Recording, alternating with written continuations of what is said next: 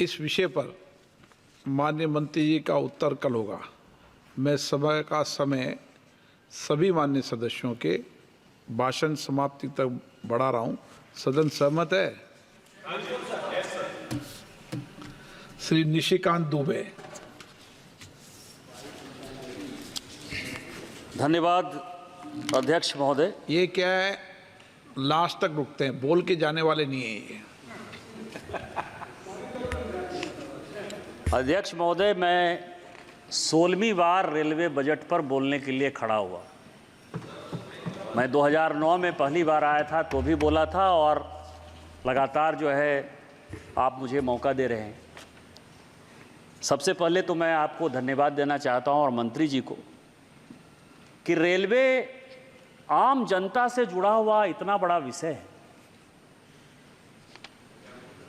जो कि गरीबों का सचमुच का साधन है। आज भी यदि ट्रांसपोर्टेशन का जो हम चर्चा करते हैं, जिस तरह के वोटर से वोट लेकर हम आते हैं, उसमें जिनकी हम चर्चा करना चाहते हैं या जिनके लिए चर्चा करते हैं या जिनके लिए हम वोट पाते हैं, उसमें रेलवे आज भी ट्रांसपोर्टेशन का सबसे सस्ता साधन है।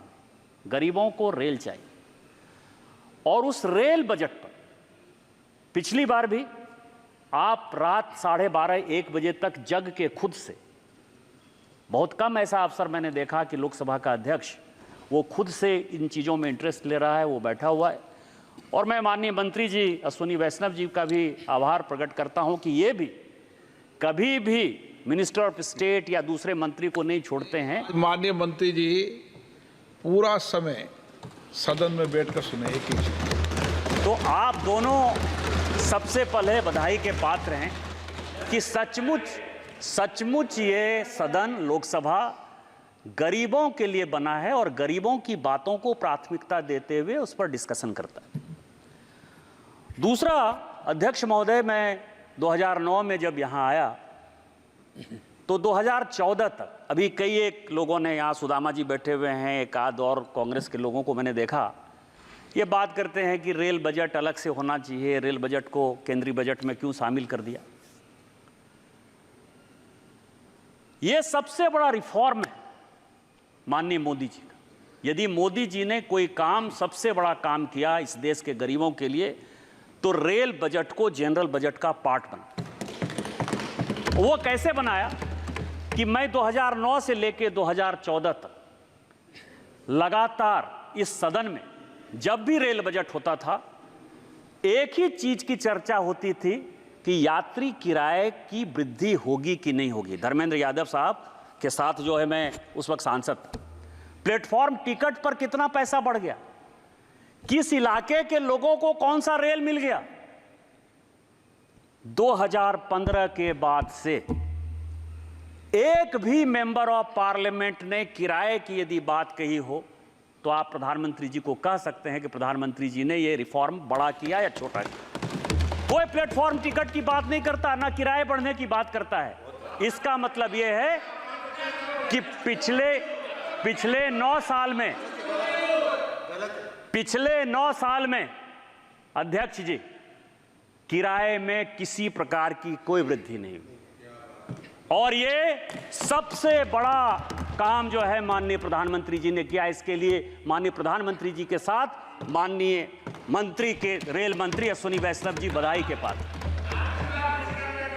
दूसरा बड़ा जो ट्रांसफॉर्मेशन है, सुनिए, मणिकम टैगोर साहब जब बात करते हैं ना, मैं आपको बताऊं कि इस देश में माननीय अटल बिहारी वाजपेयी जी ने एक बड़ा काम किया कि प्रधानमंत्री ग्राम सड़क योजना के माध्यम से प्रत्येक गांव को जोड़ने का काम किया। और आज भी गरीबों को, ग्रामीणों को यदि रोड की सुविधा मिली तो उसके लिए अटल बिहारी वाजपेयी जी जिंदगी भर अजर अमर होंगे। और मैं आज आपको कह दे रहा हूं, अभी तो माननीय मोदी जी को बहुत लंबे वर्ष तक प्रधानमंत्री रहना है, लेकिन जो अमृत भारत स्टेशन का कॉन्सेप्ट लेकर माननीय प्रधानमंत्री जी आए हैं और जिसका नेतृत्व माननीय अश्विनी वैष्णव जी कर रहे हैं, ये देश रेलवे स्टेशन के ट्रांसफॉर्मेशन के कारण युगों युगों तक, शताब्दियों तक माननीय प्रधानमंत्री जी को याद करेगा। और जिस तरह राष्ट्रपिता महात्मा गांधी हुए, उसी तरह से राष्ट्रपुत्र नरेंद्र मोदी होंगे, ये मैं आपको ये घोषणा करके बता रहा हूं।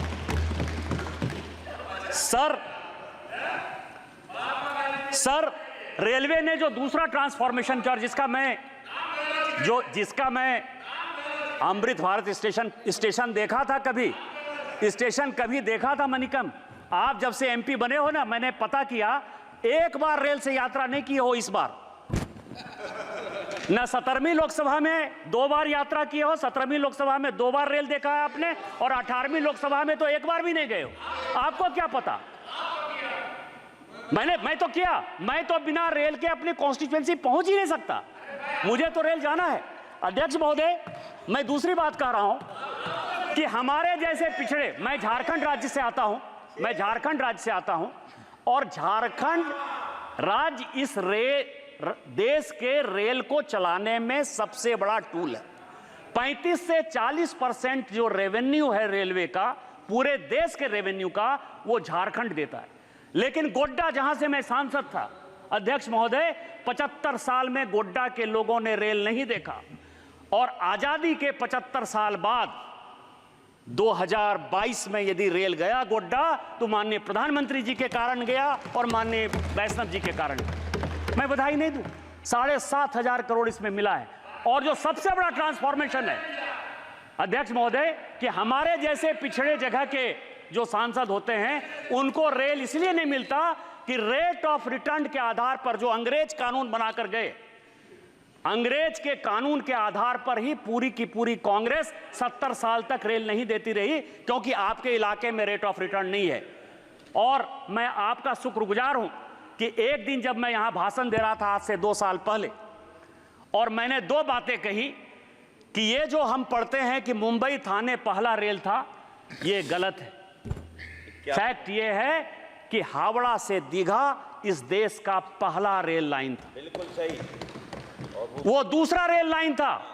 जो इंजन आ रहा था, जो डब्बे आ रहे थे, वो समुद्र में डूब गए। इस कारण से वो रेल चालू नहीं हो पाया, और इसीलिए 1853 में मुंबई थाने चालू हुआ, जिसको कि पहला रेल कहते हैं। ये मैंने पहली बात कही थी। और दूसरी बात मैंने कही थी कि झारखंड जैसा राज्य आपको इतना पैसा देता है, यदि रेट ऑफ रिटर्न, आपने सब कुछ बदल दिया। आप राजा महाराजे को जितना गाली दो, यदि जोधपुर में, जैसलमेर में, उदयपुर में, मंत्री जी को मैंने कहा, यदि आपके राज्य में रेल है तो उसका कारण यह है कि वहां के राजा ने जो है अपने जनता के लिए किया। हम भी तो जनता की सेवा के लिए ही हैं। रेट ऑफ रिटर्न के आधार पर रेल लाइन नहीं बनना चाहिए, क्योंकि कई एक राज्य सरकारें हैं जो पैसा नहीं देना चाहती हैं। और मैं प्रधानमंत्री जी का शुक्रगुजार, मैं उनसे व्यक्तिगत तौर पर मिलने के लिए भी गया था, और उन्होंने इस देश के पूरे पॉलिसी को बदल दिया। अब कोई भी rail line rate of return के आधार पर नहीं होती है, और उसका सबसे पहला फायदा माननीय मंत्री जी ने मुझे दिया कि गोड्डा से पिरपैंती रेल लाइन के लिए 2000 करोड़ रुपया सैंक्शन हुआ। सबसे पहला मैं उसका लाभार्थी हूं, और इस कारण से आज हमारे इलाके में रेल है। मैं ये कहना चाहता हूं, ये लोग बहुत, सर क्या है कि जाति पर भी टोकेंगे, एमएसपी पर भी स्पीकर साहब टोकेंगे, वायनाड पर यदि कोई भूकंप वाली घटना हो जाए, सब, मतलब मुझे लगता है कि कांग्रेसियों ने जो है अच्छी बात सुनने का जो है फैसला ही नहीं किया। मोदी फोबिया से इतने ग्रसित हैं। मैं हमेशा मानता हूं कि मोदी जी कृष्ण की तरह है, और ये सभी कौरव सेना है, एक तरफ जो है, और इसी तरह से ये करते हैं। मैं आपको बताऊं कि गीता का जो 18वें अध्याय का जो अंतिम श्लोक है सर, कि उसमें कहा कि सर्वधर्माणि परित्यज्य मामेकं शरणं व्रज अहं त्वां सर्व पापेभ्यो मोक्षयिष्यामि मा शुचः। मैं सभी कांग्रेस और विरोधी सांसदों को कहता हूं कि मोदी जी के नीतियों में समाहित हो जाओ, मोदी जी सबका विकास कर देंगे, तुम लोग भी जिंदगी भर मेंबर ऑफ पार्लियामेंट बनते रहोगे। मैं जो बात कहना चाहता हूं अध्यक्ष महोदय, कि मेरा जो इलाका है वो इस देश को समझने वाला इलाका है। यदि कुरुक्षेत्र में कृष्ण ने गीता का उपदेश दिया, तो कर्ण की जो राजधानी थी वो अंग प्रदेश हमारे यहां। समुद्र मंथन जहां,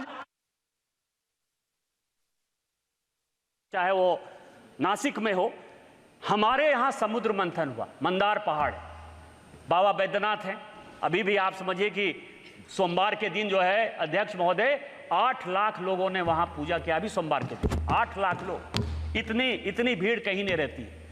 उस इलाके में रेल इंफ्रास्ट्रक्चर और टूरिज्म जो है सबसे बड़ा रोजगार का साधन जो है इस दुनिया में टूरिज्म।